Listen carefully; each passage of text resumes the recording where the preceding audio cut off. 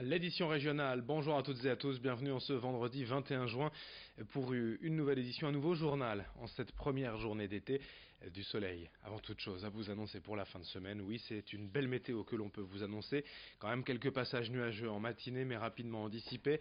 Cet après-midi on profitera d'un beau ciel bleu, ce week-end également, avec des températures de plus en plus élevées, 21 degrés de prévu aujourd'hui à Lille, seulement 19 degrés à Dunkerque ou à Saint-Omer, 17 même à Calais et à Le Touquet, mais sinon, ce week-end on passera bien la barre des 20 voire 25 degrés dans la région sous le soleil.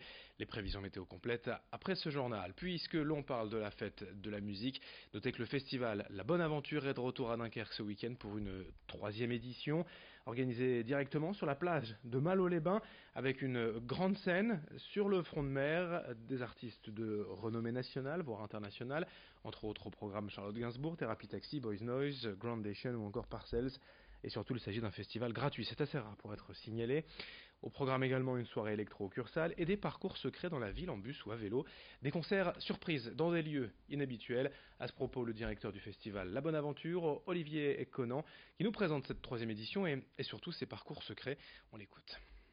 On n'est pas uniquement sur Malo-les-Bains et sur Dunkerque, on va un peu sur toute l'agglomération avec les parcours secrets. Donc les parcours secrets, c'est ce qu'on a inventé à Aulnoy-Aymeries aux Nuits Secrètes il y a plus de 15 ans.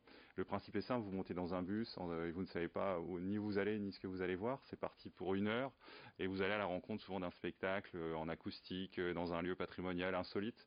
Et donc on a ramené cette idée à Dunkerque, ça plaît énormément. Et puis on a une quinzaine de visites insolites sur toute la communauté urbaine de Dunkerque avec les acteurs culturels du coin qui sont avec nous, font la fête, ont des projets originaux. Donc ça c'est très plaisant, il y en a partout.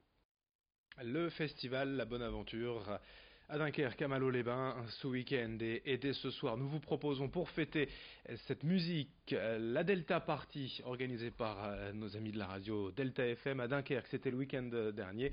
Et voici donc à 20h30 ce soir diffusé ce concert sur notre antenne à 20h30, la Delta Party, pour une soirée en musique. Dans un autre registre, demain, le 22 juin, c'est la journée nationale de réflexion sur le don d'organes et de reconnaissance aux donneurs dans les hôpitaux des rencontres. Et les informations sont programmées pour rappeler à tous le processus d'acceptation ou de refus du don d'organes. L'occasion aussi pour nous de rencontrer une personne greffée pour témoigner du parcours vécu avant et après la greffe. Jean-Luc Louis a reçu un rein il y a 5 ans suite à une insuffisance rénale. Pendant 3 ans, il a attendu ce greffon et aujourd'hui, il considère ce nouvel organe comme une vraie chance de vivre pleinement sa nouvelle vie. Il aimerait d'ailleurs que d'autres malades puissent avoir la même chance. Ces explications sont témoignages recueillis par Rémi Desremeaux. Ça fait 30 ans que je m'occupe des dons d'organes. Au départ, je n'avais rien du tout. Jusqu'au jour où je suis devenu un peu malade. Un peu malade, je suis devenu gravement malade et j'étais insuffisant rénal. Et pour me sauver, il a fallu donc pouvoir greffer un rein. Et ce qui fait, parce qu'on greffe toujours un rein, on ne greffe pas les deux reins. Alors ce qui fait que grâce à la greffe, j'ai pu reprendre une vie tout à fait normale. Et pour moi, ça, c'est important. C'est vrai que c'est une renaissance parce que d'une personne malade où sa vie est quand même quelque part en danger, vous revenez normal. Dites une personne normale, c'est une renaissance, c'est un nouveau baptême, un nouveau départ. L'emploi et la formation au cœur de nos préoccupations avec en images les portes ouvertes de l'AFPI, c'était mercredi partout dans la région, notamment ici à Saint-Martin-à-Boulogne, mais aussi à Dunkerque, à Lille ou à Valenciennes. L'occasion de renseigner les jeunes quant aux opportunités offertes par l'alternance dans l'industrie dans la région. L'AFPI compte aujourd'hui 400 entreprises partenaires et forme 900 étudiants par an. L'association annonce un taux de réussite de 85% d'insertion professionnelle et 5500 le potentiel de postes disponibles dans l'industrie dans les Hauts-de-France. Dans quelques jours, notez bien, le 10 juillet est organisé un job dating dans les centres AFPI avec des entreprises qui recrutent.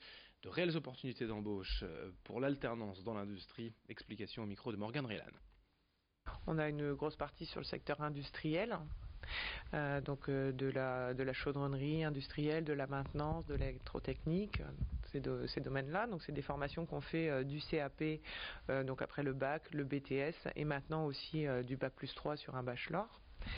En maintenance avancée notamment, et puis on fait aussi des formations de niveau post-bac dans le domaine tertiaire, donc de gestion de la PME, technico-commerciale, et puis aussi un bachelor, un bac+3 en ressources humaines.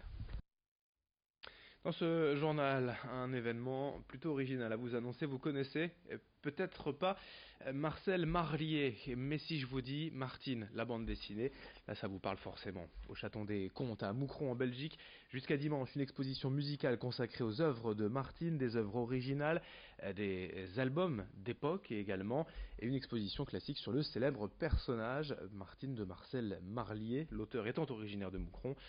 Ce samedi, une soirée nocturne, une soirée pyjama est proposée aux familles qui peuvent venir.